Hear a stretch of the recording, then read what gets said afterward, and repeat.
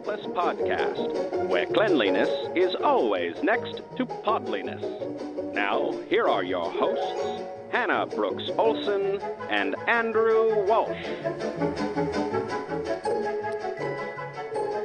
The other night, I was in my kitchen, and I was, as I say it to myself, I was putting the kitchen to bed.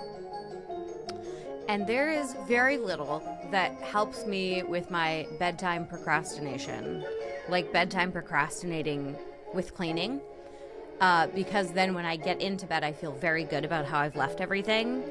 And it is such a lovely, quiet moment to just be in the kitchen. It's a little bit dark, and all I could think was, gosh, I love my new glass top stove. I love that I don't have to take the iron grates off. I love that I don't have to get my little hand vac to get the crumbs out. And my first thought was, I wonder how Andrew's doing with his new gas stove, because we have swapped stoves, and I'm very curious about how that's going for you. We basically have. I mean, we could have just driven stoves. Truly. Cross state lines and traded. We have a new gas stove. We actually had to put in a gas line for this, which really goes against the grain of what people are doing in this day and age, especially in this part of the country. But we really missed cooking on a gas stove, and so we bought a new one and had it installed. It's probably been about a year now. And I was ruminating on this recently because our friend Rachel Bell, who hosts the Your Last Meal podcast and a TV segment called The Nosh on PBS here in the Pacific Northwest, asked me if I would do a little Q&A with her, a typewritten Q&A for her newsletter, which everybody should sign up for. Go to Seattle. Is it Cascadia PBS? Is that what it's called now? And you just go to their newsletter segment and you can sign up for The Nosh there. And very quickly, because this is going to fall out of my brain, but I do want to say I was listening to a new podcast the other day, and it is the new podcast by a friend of the show, Aaron Mason, who is our old-timey radio guy at the end of the show. Yeah. So he has a new show about a true crime in Utah. And so I just wanted to say, if anybody is interested in true crime type stuff, it's called Gardens of Evil, but if you're listening to Gardens of Evil and you're like, gosh, that voice sounds kind of like an old-timey radio guy, it's Aaron Mason. But anyway, I wanted to say that to our listeners. So, Aaron, I'll go back to the Cascadia PBS thing here in a second. So, Aaron has been he works for the company I used to work for that owns Cairo Radio, and he's doing their podcasting stuff for them now. But the whole, and that company is based in Salt Lake City. So, he's often been producing, for the past few years, some pretty high level, usually crime-related, Utah-related podcasts, but I didn't know that he had his voice on this one now. So this is the first, maybe not the first one, but he wrote, narrated, researched, interviewed, did everything for this one, for this particular. Oh, cool. I gotta tell him that you're loving it. Oh, I am. It hits me right where I live. It's cult stuff. It's Mormons. Oh, it's so good. Oh, great. I'm so glad to hear that. Well, we should always give him support because, he did some production for this very show and almost every show I work on. He's done it for free. So he's can great. You give the name of that podcast one more time? Yes, it's called Gardens of Evil. Gardens of Evil. Yes, and I was listening to it last night. I had kind of a long drive last night that I had to take, and I was so happy to have that podcast. And I knew that he had it because he and I are Instagram friends, and then I'd sort of forgotten, but it came up, and I was like, ooh, yes, true crime. And then I heard the voice, and I was like, wait a minute. And I was alone in my car on Highway 26 in somewhat rural Oregon, I know him. So yes, our old-timey radio guy.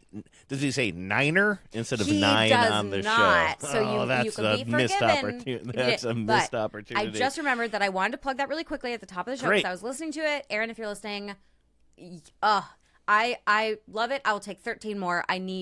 This is the exact kind of crime podcast I love too, because there's original research. He does all the interviews. He's clearly a great interviewer because the material he got was really good. You can tell that he's a good listener. It's a weird story I've never heard of. So it just hits me where I live.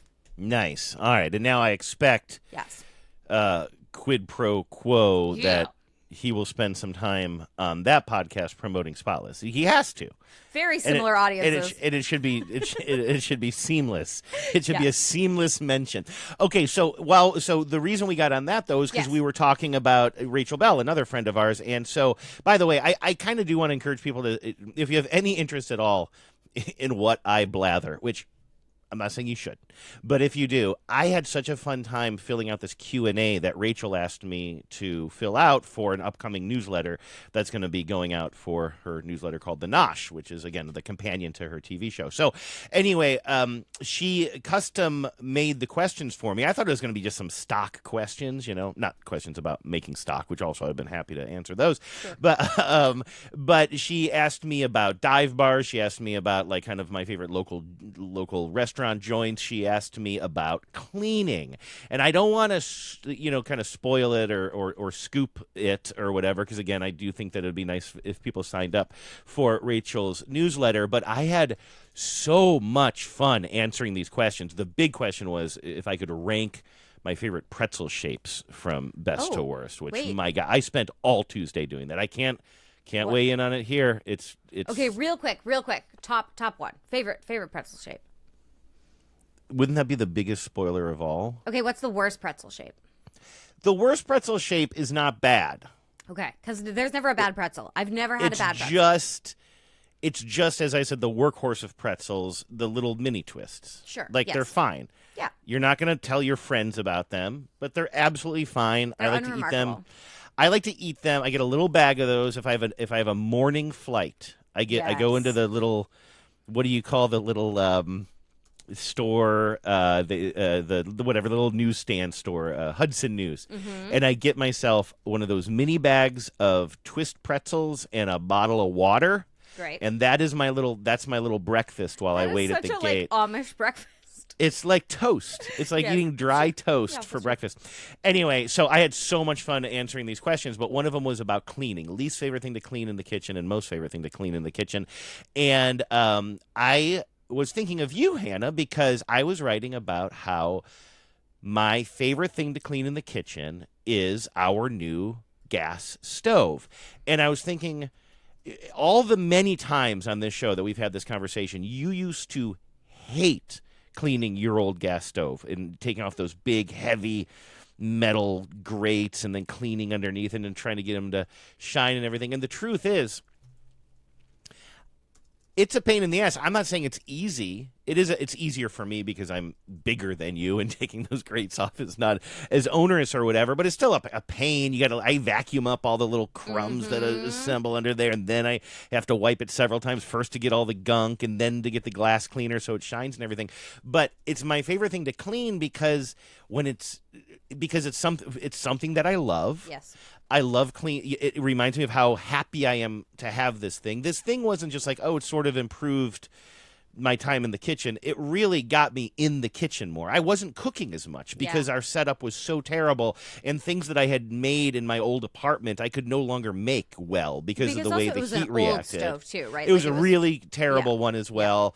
And it wasn't induction, but it was kind of flat glass or whatever. And it was like, I can't remember if I mentioned this to you on the show the other day, but like, I don't know, like a couple of weeks ago, I was frying an egg, something very, very, very basic, and I kind of didn't realize that I like to cook my eggs kind of slow and low, and I had the heat turned up too high on the pan, so when I cracked the egg and I put it in there, I could tell immediately it was sizzling too hot. So I just instinctively pick up the pan. You can raise it off the heat a little bit, you know what I mean? And it's a flame, it's just like you're cooking with a flame. There's something so instinctual about it for me, and I just love it so much, and I have little moments of pleasure like that, and I'm cooking so much more. I'm spending so much more time in the kitchen, which is my favorite room in the house.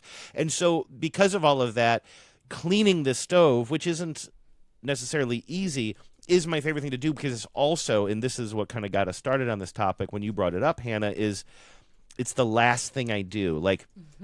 In the evening, and let's just say maybe I cook once or twice a week, that I cook something kind of specific, or maybe even try a new recipe or something. You come home and it starts with unloading the groceries that you bought for the recipe and pouring yourself a glass of wine or beer and chopping up all the vegetables and kind of getting all your mise en place, or whatever you call when you're preparing all your ingredients or whatever. It starts, I'm so methodical about things, and so it starts there, and then a few hours later, after everything has been cooked and everything's probably been eaten or whatever, and then it's time to clean up, and you found all of the perfect little sized Tupperware Tupperwares for all of your leftovers, and you've put them all in the fridge, and you've done all the dishes, and the dishwasher is probably humming away in the kitchen right now, and you've wiped down all the counters, and the last thing you have to do is clean the stove. And so I take all the grates off, and I clean it, and then I put it back, and then I put our little tea kettle back on, and like that's the final thing I do when everything is nice and clean. Put the cute little Le Creuset tea kettle back on where it lives on top of the stove, and then you turn off the kitchen light, but you turn on the little hood lamp over the stove, and it's like I've never used the phrase putting the kitchen to bed, but I like that, and that's what it feels like, and that is a peak moment for me in my week and in my life. It feels so good, especially if you've had a couple of days or nights where you're kind of cleaning up the kitchen, but you're not doing like the whole, because this is the thing is like, there's, wiping the counters, there's putting things away, but there might be things that you like leave around on the counters, or, you've loaded the dishwasher, but you haven't started it, or you have dishes that are like in the drying rack and you haven't put them away. There is something about when you do the full, like the full complete suite of kitchen closing up for the night, and I treat it like I am like a closing shift in a restaurant, like the way I used to be like a closer in a restaurant or a cafe, where you leave things perfect for the next day, and like you go through your little checklist, and it's so systematic. Yes. Yeah, actually, for the next day, a good example of that is part of my process here. Maybe the stove might be the second to last thing I do, because one of the last things I do is I prepare the coffee for the next day. Yes, exactly. I grind the beans, I put the 4 scoops in, I put the water in, and then I put a little note for Genevieve, the coffee is ready, and then she'll usually wake up before me and just push that button, and it's just sort of exactly like you're saying, you're preparing it for the next day. And you said that you don't do that after, like, and I think you cook a lot more than me, but on the occasions that I do this, like, again, maybe I'm doing like a big meal like this once or twice a week. The truth of the matter is, eating is my least favorite part of the whole thing. Yeah. I'm not saying I won't eat, but like for me, it's like I'm in the mood to be in the kitchen today, and so that's what I'm going to do. And so I go, something popped up in my social media, a photo of food from the New York Times that says this is an easy recipe or something. And so I bookmark that early in the day, and then I look forward to, okay, I'm going to go to the store, buy this stuff, again, come home with your bag of groceries, and just know this is where I live for a while. I need to put away yesterday's dishes that are drying in the rack and start cutting these vegetables up and everything, and I love that, and then I love the cleanup. Honestly, I could skip the eating part. That's not why I do it. I do it because I need something to do in the kitchen while I listen to my podcasts. 100%. I make dinner most nights. I would say probably 4 nights a week at least. I like make an actual dinner meal for the two of us. And the process of making it is definitely part of it. And I really do like to have my headphones on, and I'm like, that's when I watch TV. That's when I, catch up on The Pit or whatever I'm watching. And I like that time and space to myself. Like if Keith were to suddenly be like, oh, I want to start cooking dinner with you, I'd be like, ooh, I don't want that. Not because I don't. Also, I have to open my bev. Ooh, what do you got? What are you working with? Is that a Diet Dr. Pepper? I got Diet Root Beer. You know me and my Diet Root Beer. Oh, root beer, not Dr. Pepper, yeah. I just finished I had a Topo Chico Sabores, which is their like little juicy one, which is quite good. Oh. And I mostly got that one because it was on sale. So, quick tangent on coupons. So my Safeway always has a sale. It's just like how the price is. So you might as well just get all of them because that's how the price is set. Where if you get 2 like cases of soda, you get 2 free. Right, which is whatever. It just means they're all 25% marked up so that you buy 4. But usually I'm like, I don't need 4 fucking cases of soda. This is crazy. But they included the Topo Chico sparkling waters this time, and so that made it a lot easier for me to get the discount. Oh, I'm jealous. I wish I'd brought a Fresca in here. You're making me want a Fresca. Oh, That's love what I usually a Fresca. I almost always have them in my refrigerator down here. Fresca's the other. I've really been thinking about getting a mini fridge down here somewhere. Ooh, you should in your studio. Yeah, like in our guest room, because also like it's my office. Just make sure it's not too loud. I don't want it ruining the podcast. Well, I thought about putting it in because we have a second freezer that came with the house that's like in our little storage room, and we use it a little bit, but it's like a whole ass freezer, and we don't eat meat, so there's not that much stuff to put in. It's not a deep freeze, right? It's not the chest kind. No, it's like a refrigerator sized freezer. So I thought about putting the mini fridge in there because then it would be like out of the way. But But I would love to not have to go upstairs to get another bev. But also, if you're a guest here, it'd be nice if there was like a little fridge with bubbly waters in it down here, and you didn't have to go upstairs. You know what would be ideal, and this might be asking too much, but a pneumatic tube system. Listen. No, so that can't you picture these cans like shooting through the house on these? You push a button in the basement. You're like, I want the diet root beer, and you push a button, and then like a bank. I would love it. So we've talked before about my desire to have a dumbwaiter in this house. Oh, because yeah. I perpetually have a million empty cans like on my desk down here, and I have to remember to take them up, and then I like leave them at the bottom of the stairs because we talked about how I need a tray. I still haven't got a tray. What I need is like a servant's tray so I can carry things up and down, because there's a lot of mornings where I start my day and I'm like, okay, I have my coffee, I have my soda, I have my whatever else I'm bringing downstairs, and I'm like trying to wrestle it all. I have to make multiple trips. I need like a servant tray. Anyway, what about instead of a tray? And I'm being serious here. The pneumatic tubes might be a little bit much, but for real, if you have coffee, are these beverages usually opened, or are they still closed? Is your coffee in like a thermos or No, the coffee's in a mug, and usually I keep the soda closed until I get down here because I can put it in my pocket, like in my leggings pocket. So I was going to say like maybe more of like a thermal bag or something like delivery people have. You could put that to go up and down the stairs. But if you have an open mug of coffee, that's not. I feel like work. the tray is probably the solution. Yeah. But yes, so putting the kitchen away. Okay. Is that where we were? I literally can't remember what we were talking about. So I cook most nights, and so most nights I'm doing my little kitchen thing, but that also means that most nights I'm not the cleanup guy. And we've talked about this before because I make the meal. Keith usually is the cleanup guy. But we do have different, I don't want to say standards of kitchen cleanup, but for him, it's like put the food in the Tupperware, probably clean out the sink, like to put any dishes in the dishwasher, start the dishwasher if it's full. And that's about, I don't know that I know most of the time he does not wipe the counters down. I know this to be true. That's the most key thing to me. To me as well. And I just think he doesn't think about it. And when we had the gas stove, I know for a fact he was not cleaning the gas stove at the end of the night. And so that thing would get really just, there's always little crumbs and shit on it, and you can't easily wipe them out without taking off the grate. And so the other night when because we got our new like glass top, whatever, induction stove. And it is induction. I think so, yeah. Right? Yeah. You got to have the special. Is it the kind where you could literally turn on the burner and then put your hand on it and it won't burn you? Oh. That's an induction. I mean, I think don't they only make induction? I don't know. No, I don't think so. Because the one we had was just a glass top electric stove. You would know if it was induction, I think. It's a whole thing. Like you have to have special pans that are magnetic. No, then no. Okay, we just have an electric stove then. Okay. No, God no. But the best feature about our new stove is that it also came with like a griddle thing, the thing that sits on like across two burners. Yeah, we got that. And it is just my quesadilla making machine. Yeah. It is just quesadillas all day long. And it's my favorite thing. It is my new favorite thing because the key to making a proper quesadilla is you need to be able to have it be hot enough to melt the cheese and make the tortilla. I don't know, you're not a cheese guy, but make the tortilla crispy. I like the dia part, but not the queso part.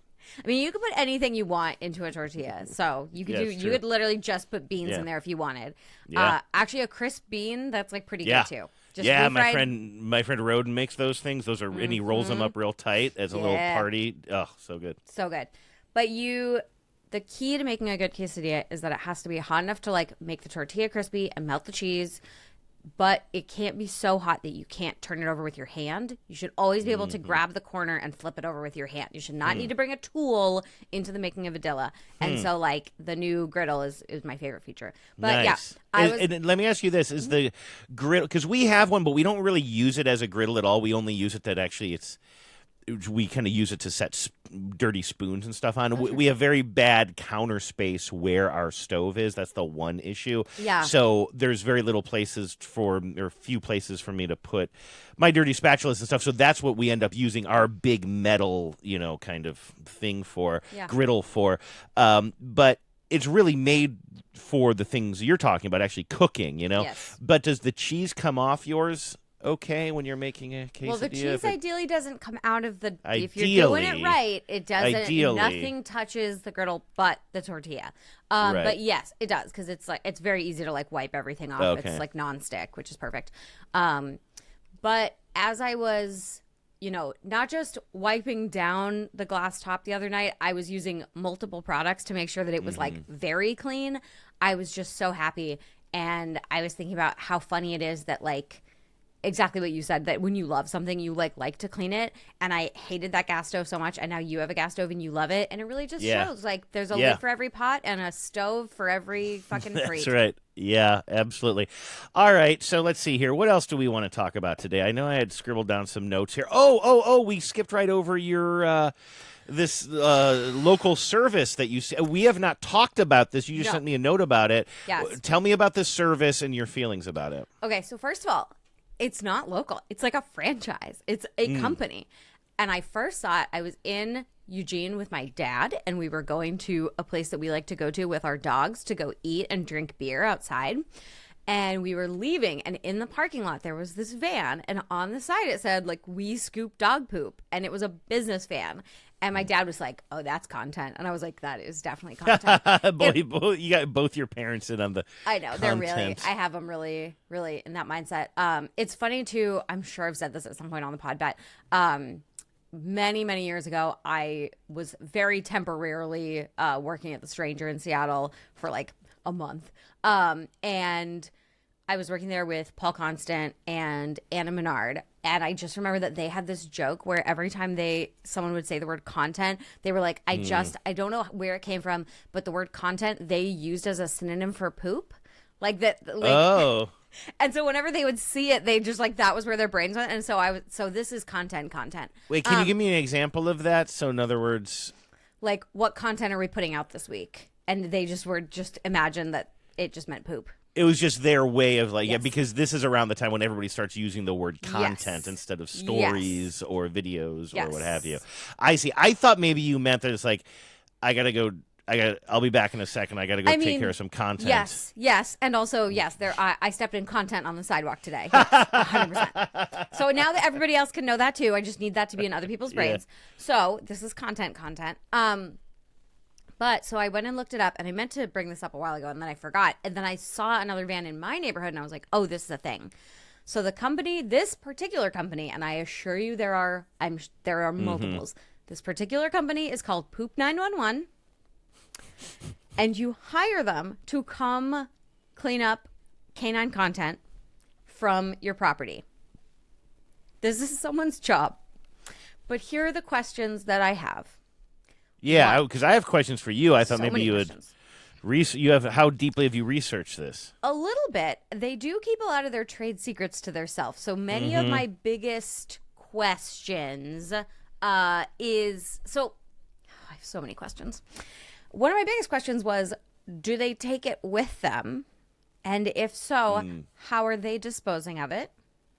That's a good point. I assumed they did. That must be a part of what you're paying for. But are they just riding around with a van full of dog turds? What happens if that van gets in an accident? They also, that's a really good question. What if they also run a prank service? Like, this is how it's actually two hands of a business. It's vertical integration. Exactly. Have an enemy? We'll put a bag full of poop on your enemy's porch. Organic. That reminds me of there was a company when I grew up, I'm sure they're still doing it, and it was like tree removal and, like branch removal services. And when you got your a tree stump munched up, and that same company also sold a lot of bark. And so like the bark that they were making was from their other rest of their service. So this is that, but involving turds. But yeah, so I'm going to read you their mission statement. Okay. If home is where the heart is, then the backyard is where the fun is. Poop 911 Pooper Scooper service came from a love of spending quality time together, footloose and worry-free in a poop-free yard with family and friends. So this is for residential places, but I imagine commercial services as well. When they come to your place, they send you a picture of your gate being relocked, which I do think is important because you obviously have a dog. You get, like, they text you throughout, like, the completed message. They tell you when they're on your way. They have uniformed technicians. And I have not seen the uniforms, but I'm very curious. Also, if you are a Poop 911 technician, what does your LinkedIn say? Yeah, that's a good question. Organic waste removal professional? Probably. That's pretty good. The entire idea that this is a job, and it's not just a job. Again, it's a franchise. So, like, these are everywhere. If you are looking to get into and start, like, a small franchise business right now, you could decide that this is what you want to do with your life. I am now obsessed with the question that you raised about whether or not they remove the poop or not from your property. Because it says here, we remove all pet waste from your lawn promptly and efficiently. But is that going in your garbage can? And I'm a little distracted because I want to write to them right now. This is such a huge question to me. Right. Like, do they leave it in your garbage can, or do they take it off-site with them? But so I don't have a dog, as you know. Yep. Hopefully that will change in the next half a year Any minute now. so. I'm waiting. Yeah, we're expecting. So I can't speak to this, but I was also really curious about the frequency. And now I'm finally seeing on their website that you can choose a service that is 1 time a week, 2 times a week, 3 times a week, or every other week. Yeah. And as somebody who doesn't have a dog, my initial reaction was, well, I don't want to just wait a day or two to have somebody come and remove the poop. I assumed, and I don't know exactly what our setup's going to be, but we essentially do have a yard that is fully fenced in. Yes. We just have to look for weaknesses and stuff. I don't have to get into this right now, but Right. I can't imagine. At this point, as I imagine being a new dog owner in the new future, I can't imagine just like letting the dog outside and then like coming in and like just forgetting about him and knowing that he or she is secure out there. So I can imagine anytime the dog is in my yard, I'm in the yard with the dog, and it will probably just pick up anything probably pretty immediately. I do know that our neighbors next door, who have a fenced-in yard and 2 dogs, just let the dog shit all over their yard and then leave it. And I know this because one of the things I fantasize about when we bought this house was the sort of kitchen moments that we were just talking about, where I'm like in the kitchen cleaning, preparing dinner, and I'm looking out my little kitchen window, which I do love to do, except it's been somewhat sullied by the fact that often there's a little mountain of dog crap, like kind of like right in a line of sight, because that's how they do. Then they go around. I don't know if I've told you this. We dog sat for them once. It didn't go super great. But the way they clean up the dog poop is they have one of those like kind of one of those big things that you would sweep into. Yes. It's like it's got a pole, kind of. You kind of have a big dustpan that swings on the bottom. Yeah. So when you set it like an industrial, and you set it down, and they just take a rake and they scrape their dog poop into that thing. It is disgusting. So that is what it looks like. So I'm looking at a different poop scoop business. Again, this is a big business. So I'm looking at a different business called Rover Scoopers, and they have a video on their website of one of their uniform technicians. And I would like to say the uniform is just a hoodie, but that's okay. I'm not here to judge. And they have one of those that's like a dustbin on a stick, and they put a bag inside of it. They scoop everything into the big bag. That big bag appears to go into your garbage. Okay, they're putting it in your garbage. Okay, yeah, I'm looking at this video too. And then they pressure wash it afterwards, which is They smart. pressure wash their tool or your garbage? Their tool and their shoes, not your garbage, it looks like. But it's going into like a big garbage bag. It is going into, okay, yeah, I'm looking at this too, yeah. But it's like a big garbage bag, so if you tie, it's just like every other garbage, it's whatever. So this makes sense. Now, but what do you think about the frequency, though? Right. So what do you make of that? Am I being too idealistic as somebody who doesn't have a dog? Do you let your dog's poop sit for days on end? It depends on the dog. Because if I had any other dog in the world, I would say, yes, I would just like go pick it up and put it, whatever. Lola almost exclusively poops on leashed outings. She's next to me, so I literally cannot say that word, but leashed outings. I see, yes. She's asleep, but she will wake up potentially if that happens. So she is like, I'm always there present when it happens, because she doesn't like to do it in the yard if she doesn't absolutely have to. And if she does, because some dogs really do have like feelings about privacy, She goes into the farthest corner of our like beds, landscaped beds, where we have, just sort of ground cover bushes. And it is so far back into the corner of the yard, and it is so remote back by the fence that I almost never think about it because you just let it go. Nobody else goes back there. And nobody's stepping on it. It doesn't there. smell. Yeah, I literally cannot that get makes back sense. there. Yeah. And because it's already in like the mulch, and I know that like dog content is not, it's not mulch. It is not good it's definitely not good for your lawn. It will kill your lawn. But it's like half the time she's just back there near what is already our like kind of mulch pile. When it is anything. Now, when we've had other dogs come to stay and they definitely just poop in the yard, then we go out and pick it up. Yeah. But would you be comfortable if you had a dog that was pooping like in the yard, in a place where that would be visible and it's your, whatever it is, lawn or, grassless lawn or whatever you're working with. How many days would you be willing to let it sit, whether you hired a service or it's just your chore to go pick it up here in the rainy Northwest? Yeah, so this is a really good question because when I was a kid, I remember that was like one of my brother's chores was to just go out in the lawn. Because also like we didn't walk, like I walk my dog every single day, twice a day. So like she's getting out there. I don't feel like that was the norm, and I don't think it's still the norm for a lot of people. And so, like, our dogs, that was, like, the yard was a dog toilet. And so I think my brother was out there probably once a week, like, on the weekend out there picking up. But we also weren't necessarily running around in the grass part of it. I don't recall it ever being an issue, but it also does depend on the dog because, and I have this question. If you didn't watch your dog go out and do it, they are sometimes kind of stealthy. I'm curious how, as a professional scooper, you know where to look. It's like a terrible, terrible Easter egg hunt. The worst treasure hunt of your life. Because it's not like you can run a metal detector. Like, is there... Do you spray lumen all over the yard? Like, how do you make sure you're getting it all? Especially, like, what if you have a little dog? Little dogs, they will hide... And if you haven't mowed the lawn, if the property owner hasn't mowed the lawn in a while and you've hired the service. Or if, like you said, you have a no-grass yard and it's mulch, like a little dog turd in mulch, impossible. Yeah. So I also wonder, also if the people, my guess is the people who are going through the process of hiring and scheduling and paying for the service, they are more likely to have pretty well manicured lawns, I'm guessing. Because they care about it more. Now, you said that your yard was a yard toilet or something? A dog or a lawn toilet, toilet? Yeah. We haven't talked about one of the most prominent things on this website for Poop 911. By the way, hate that name. Terrible name.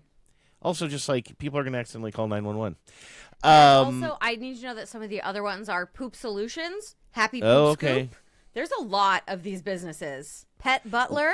What do you make of all of these images of dogs sitting on a toilet holding newspapers and magazines? Now, we don't see them going to the bathroom, but they if you're on Poop 911, they just have about, I'm going to say 5 photos of dogs, but you only see them sort of from like maybe the chest up, and you see the toilet tank behind them, which is how you know they're on a toilet. It's a dog on a toilet. And they all look like they're reading little newspapers. How do you feel about this from a marketing standpoint? You know... This is a tough thing to market because you don't just want pictures of turds, right? No. Like you have to. So it's either just all cute dogs, but then you do want to kind of indicate. So one of the things that Poop 911 has on their site is like a guy picking up, like you can tell he's got the bag inside out and there's a dog in the background and then there's some children playing. And so it's like, this is, I think, maybe more the area I would go in. I don't really know about comping a dog onto a toilet. I think the dream as a dog owner is for your dog to learn to utilize a toilet. I've never seen a dog reading a newspaper. Doesn't mean it couldn't happen. No. It feels far-fetched to me. But my favorite thing actually about this image, the hero image on Poop 911, is it's a golden retriever who looks very concerned. Yeah. Like, this dog the looks golden like retriever you just caught him. Isn't that weird? Like, they don't all look that way. There's a bunch of different dogs that they show. But this particular it's one. The main one, the one that pops up first, really looks worried. Yeah, it looks like he's uncomfortable with what's occurring. And it's not clear if it's because you're taking a picture of him on the shitter. I think that's it. Like, he is looking right in the camera like, why, dude? Why are you doing this to me? Which is a great question. It's also a horrifying use of AI because there's like little the hands holding the newspaper are horrifying. It just is not, I mean, in general, I'm against AI slop. So. You know what? I thought this was Photoshopped, but you're right. This is probably AI slop. I can't get a good enough look at the text. The text would tell me. Oh, yeah. Good call. Good call. Okay, yeah. I think that they should. I think the fact that they don't specify, first of all, seeing the other website or the other company's video, I think that does a really good job of showing you. Now we're walking over to what is clearly supposed to be the homeowner, the property livers, renter or whatever.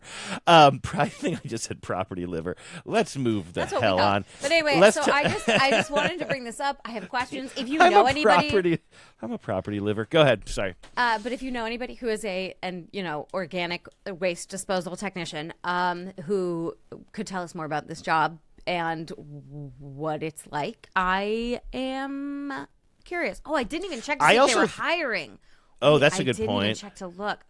I also think that, like, if you are interested in starting a company like this, I think what Hannah's question about waste removal from the property, I think that could be what sets you apart in the marketplace. I'm not even joking. Like, that to me would be a selling point. Although, if I were starting that business, it would raise a really big question. Like, what you're at the end of the day, if you're doing well, you do have a truck full of poo that you now have to figure out how to get rid of, and that's kind of making me want to gag thinking about it. So that's what I'm going saying, to do instead. But also, like, what if you had like a compost bin, right, with the charcoal and stuff, so you don't smell it. It's in like something that conceals the smell, and maybe you have like a compactor somewhere so you can like make it. So I feel like the removal part of it is something. Now I have just looked at the careers page, and I just need you to hear what this says. Here are a few benefits of joining this passionate team. First benefit is cool uniforms. So that's the benefit is cool uniforms. I love the idea of them deploying like the Ghostbusters, like just like zipping up their uni. A company vehicle, insurance and gas reimbursement. Oh, so you get to take home the company vehicle. I'm sorry, you are parking the poop 911 van at your home. This is interesting. You have a company vehicle, but also it says they're providing the insurance and oh, that's interesting. And the gas reimbursement. I want that. Outdoor work, interacting with pets, obviously. Joining a passionate team, skill development. Yeah. Sure. And an eco-friendly contribution.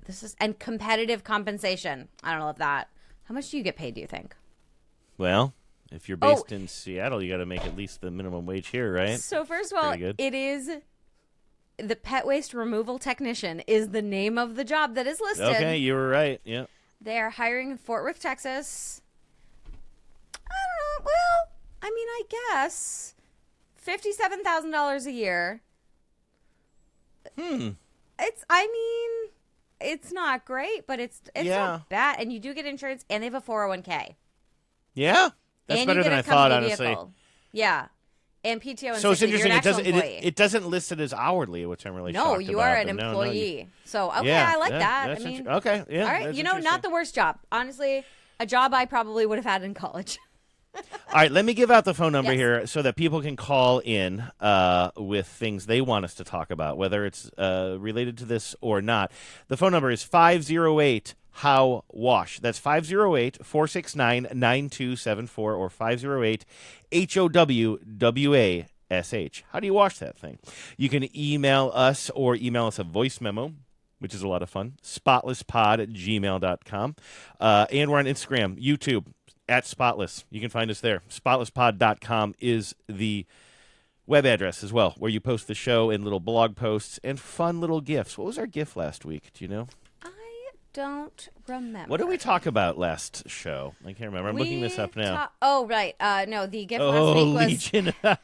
This is great. I'm looking at it now. Go ahead. Sorry. I believe it's from Follow That Bird, and it is Big Bird reacting to a gas station exploding. Because the name of the show is Legion of Fumes, because we were talking about the Yes. That poor listener who has to clean their husband's. Speaking of cool uniforms. Yeah, just absolutely diesel-soaked uniform. So, all diesel right, that shower, is I how think. you can get a hold of us and follow what we're doing. I do have a voicemail that I want to play for you here, but let's start with a little music. Straighten up and fly right. Straighten up and fly right.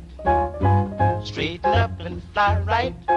Cool down, Papa, don't you blow your top. Cool down, Papa. Don't blow your top. All right, we have a voicemail here from our friend Stephanie in New York City. Now, New York City. when Stephanie introduced her voicemail and said, this is one of those voicemails you asked about that celebrates great cleaning moments, I was very excited. I have two favorite kinds of calls. Now, you can call us seeking advice. You can call us giving advice. You can call us telling us about cleaning life hacks, all that. I love all of that stuff. We love them all. We do. Just love hearing from you, knowing that you're out there. But my two favorites, and I'm going to just make them a tie at favorite, is just people calling in with little moments of, man, I just cleaned this thing and it felt so good, or like little cleaning victories. So please share those stories with us. My other favorite is the opposite of that. Just absolute cleaning disasters or messes, just the worst messes possible. Especially when you've made them. I especially love them when you've if made you have the mess. guilt associated with it. Or if it's a mess that you made while trying to clean. That's one of my the time I famously tried to mop my floor with baking soda. Didn't work. Don't recommend it. Mm-hmm. Bad idea. Something happened to me this week. I told you before the show there was something that happened to me this week that I was like, oh, I can't wait to talk about that on Spotless. And now I didn't write it down, and then I immediately forgot it because my brain, it bad. Yep. Anyway, I was really psyched that Stephanie called in with a great little cleaning moment. Hi, this is Stephanie from Brooklyn. I'm calling in as encouraged on the last episode to share a magic moment that I had recently with cleaning. I had a Dyson cordless vacuum. It was several years old and I had purchased it refurbished, so I don't really know how old the battery was, but it wasn't really holding a charge anymore. So after debating for a while, I decided to get a new battery, which was about $100. So it was kind of a big purchase, especially considering that probably the whole vacuum wasn't much more than $200 when I originally bought it, since it was refurbished, like I said. Anyway, I just got a new battery, and it's so amazing. I am a new woman. I can do my whole apartment without having to recharge the battery and wait for it to charge up in the middle, and it's amazing. And so if you have an old battery, I say maybe think about it, because I feel awesome. Bye. I love that. I love that for you, Stephanie. Big same. I also, there is just something about owning something and sort of like using it, sort of driving it into the ground, like using it to the point where it's like, that it's not at full capacity, but you just keep using it. You keep using it anyway. And then when you finally fix it or get a new one and you just feel there's something that is so satisfying. I don't know if you're like this. I know you're not like this because nobody is like this. I'm about to admit to one of the weirdest things I have done, although it's been a long, long time. But when I I remember like kind of doing this in New Hampshire, maybe in Ohio, sometimes on hot summer days, I was always driving beater cars, right? And they didn't ever have air conditioning or anything like that. And so what I would sometimes do is I'd get in the car, and on a really hot day, I would just keep all the windows closed, and just like see how I would do this. That's right. When I was driving a lot for work, I think for my dad or something in high school, and I'd do this thing in the truck. I just get as hot as I could possibly get in the truck, pouring sweat, and then finally, all right, I'm going to roll down the windows. And you roll down both windows, and you get this cross breeze, and it feels so good. It might be the Catholic in me, or something about like letting things get to this point of like uncomfortableness until you finally seek relief. I feel like you can do that with like batteries as well. Like you just put up with something for so long, and it's nice to have nice new things, but sometimes it's nice to drag things out a little bit so that when you do get your new toy or even your replacement battery, it feels so damn good. It is sort of, I don't think is it ascetic is the word, where it's like sort of like monastic, where it's like an intense discipline where you sort of test your threshold. Sure. And I feel like it's that kind of thing where you are really seeing like, how far can I push this? And then, but knowing that there's that like sweet relief at the end. I do love that too. We've, not to get all up on my overconsumption soapbox here, but we have really gotten away from the idea of like, repair and patch things. Like I was patching and like repairing some socks the other day, and it felt so antiquated, but at the same time it felt so nice to not just like throw them out and get new ones or even donate them, because that's the other thing is like if you donate them, even to like I use Ridwell, and so I know that they take odd socks and socks that have holes in them, and they reuse the material, or they send someone who reuses the material, and that can make you feel like kind of okay about it. But I do feel very accomplished when I go out of my way to repair something. When you go get your shoes resoled instead of just buying another pair of shoes.